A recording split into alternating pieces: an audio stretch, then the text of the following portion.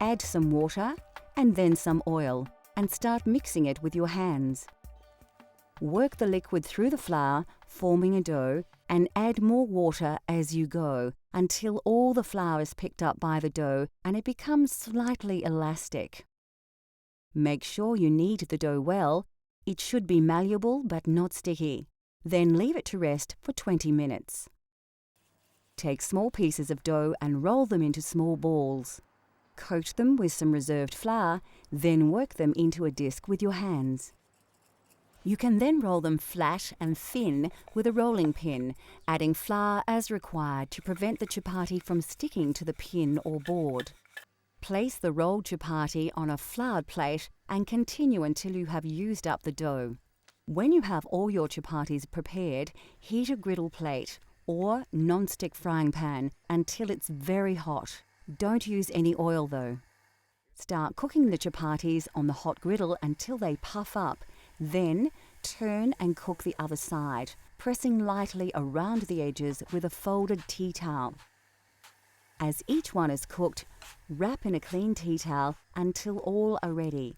This prevents them from drying out.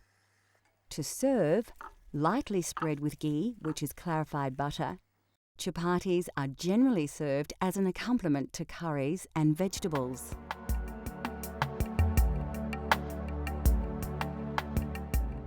The southern region of Goa is famous for its fiery seafood curries, and this prawn curry is typical of the region. It's hot, spicy, and its intense flavors are the result of combining numerous ingredients. It's not a difficult curry to cook when you've been cooking. It has a lot of ingredients. You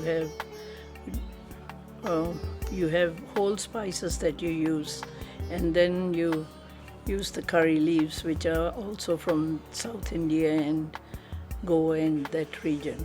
And then you use other spices like curry powders, which we blend ourselves, and turmeric and chili powder and things like that. And then you use ground stuff, grind onions and whatever.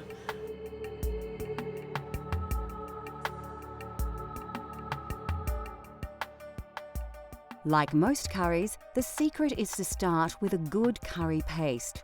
Combining these ingredients in an electric blender is a quick and simple way to make a great base for your curry. For those of you looking for a truly authentic Goan taste, liberally add more chili and vinegar to your curry paste.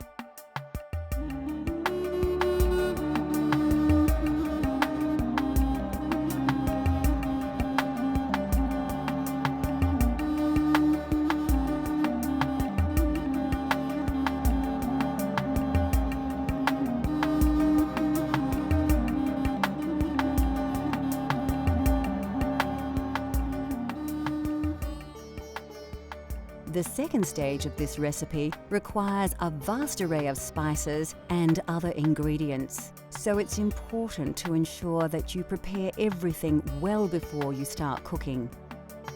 We're using green prawns with their shells intact, but you could use any type of prawn.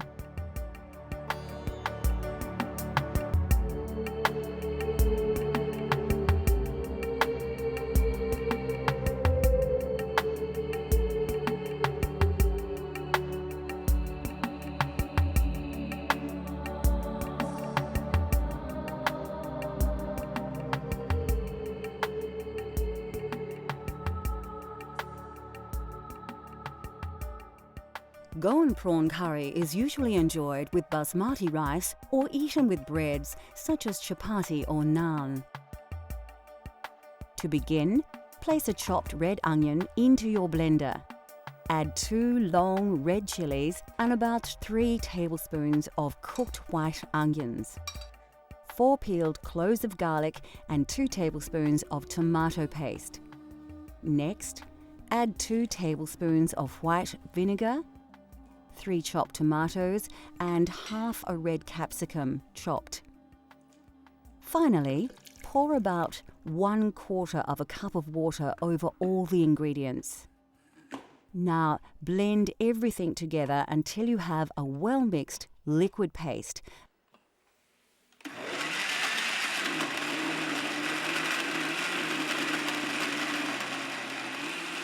and put this to one side until later. To prepare the curry, heat some oil in a pan. Add your star anise, cardamom, cloves, cinnamon stick, fenugreek and mustard seeds to the hot oil. Place a sprig of curry leaves and 2 diced onions into the pan, then stir well. Take some ginger and garlic paste and stir around 2 teaspoons into your curry base. Pour in around half a cup of water and mix well. Scoop a spicy mix of turmeric, curry, chili and coriander powders onto your onion base. As they cook, these spices will release their aromas and their flavors will intensify. Season with a teaspoon of salt, then reduce the heat and mix the ingredients well to form a thick paste. Now is the time to add your blended curry paste to the saucepan. Mix it in well to allow all the flavors to combine. Cover and allow to simmer until the juices have cooked through. When ready, add a tablespoon of yogurt to the sauce, as well as 1 tablespoon of tamarind paste. Then pour in half a can of coconut milk. These will help to bind all the ingredients together into a rich, creamy sauce. Take the juice of half a lemon and add it to the sauce. You can now add your prawns to the curry and then bring the sauce to the boil once to cook them. Remove the saucepan from the heat. Sprinkle 3 tablespoons of fresh chopped coriander and stir. Finally, cover and allow the curry to stand for 5 to 10 minutes before serving with basmati rice.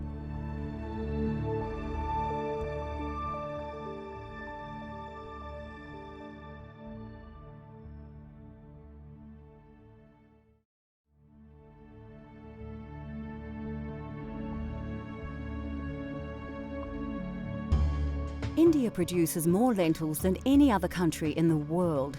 These pulses are packed with high levels of protein as well as many essential minerals and vitamins. They are inexpensive, extremely nutritious, highly versatile and considered by many to be one of the healthiest food sources available. The most popular variety is Moong Dal. Commonly mixed with rice and sometimes with vegetables, these lentils form the basis of many very simple but healthy meals in India. They are so highly regarded by some Indian doctors that they are even prescribed to help with many stomach ailments. Black urd dal is very popular, especially across the north of the country. It forms the main ingredient of dal makhani, the most characteristic signature dish of the Punjab region. Made with cream and butter, the dish takes over 8 hours to prepare.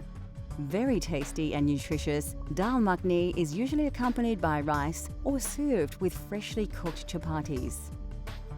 The white variety are simply black urd dal with their intensely flavoured shells removed. These are often soaked and ground to make delicious donuts, which are very popular throughout India. In southern regions such as Kerala, cooks use tur dal to create sambar, a spicy soup made with vegetables and tamarind. These small split chickpeas are chana dal. They have a variety of uses, not least as an ingredient in the crispy papadam, a favourite accompaniment at most Indian restaurants around the world.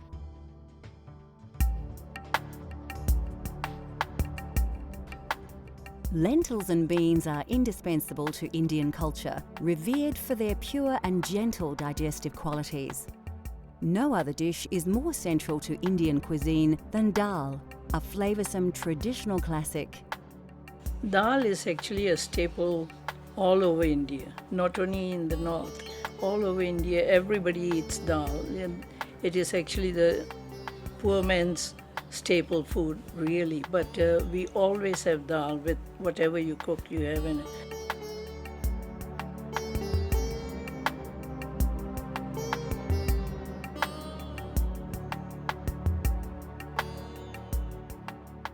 From north to south, dal in all its forms is central to Indian cuisine. Although dal seems like a simple dish, the preparation and complexity of its ingredients comes as a surprise to many.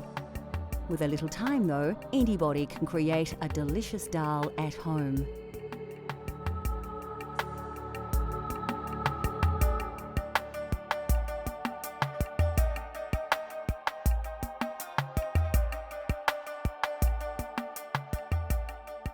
What gives this Punjabi masoor dal its amazing flavour is the traditional spice paste, bursting with a classic combination of spices that produce aromas that will transport your taste buds straight to India.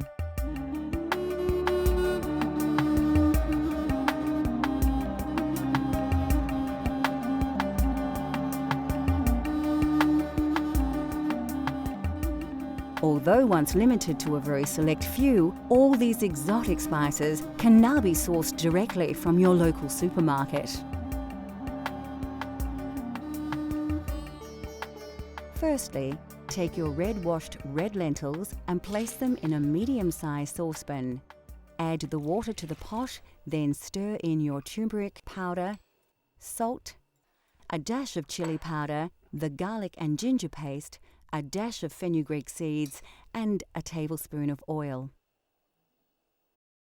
You can find garlic and ginger paste in most Asian grocers, or simply buy them individually and combine them yourself. Chop the fresh chili and add it to the ingredients, along with the diced tomato. Give it a good stir before placing on the stove to boil for about 15 minutes. This part of the preparation is very quick, and dal is a great dish to prepare if you're short on time. While the pot is bubbling away, you can prepare your spice paste. Finely chop 3 cloves of garlic and dice an onion. We're actually using the sweeter Spanish onion here. Put a small pan on the stove and heat up your vegetable oil until it begins to smoke. When the oil is hot, add a pinch of fenugreek seeds, cumin seeds, mustard seeds, curry leaves and diced garlic. This all needs to be done quickly to avoid burning the ingredients while allowing the flavours to release into the hot oil. Add the diced onion and give your paste a stir, coating the oil over the onion. This will slow the cooking process, and now you can work a little less urgently. Next, add a couple of teaspoons of garlic and ginger paste, coriander powder, curry powder, and some chili powder if you like. You can reduce the chili if you prefer, cooking to your own tastes. Add a teaspoon of ghee and quickly stir it through the paste. The aromas should envelop you as the spices and butter mix in the hot pan.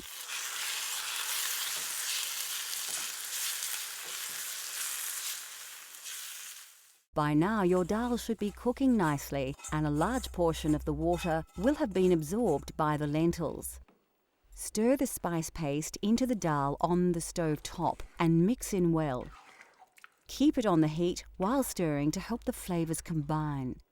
Lastly, finely chop some fresh coriander, stalks and all, and add it to the dal. Keep a little aside to use as a garnish when serving. Now you too can prepare a traditional Punjabi masoor dal, a delicious, authentic vegetarian Indian dish, rich in flavours and good for you as well.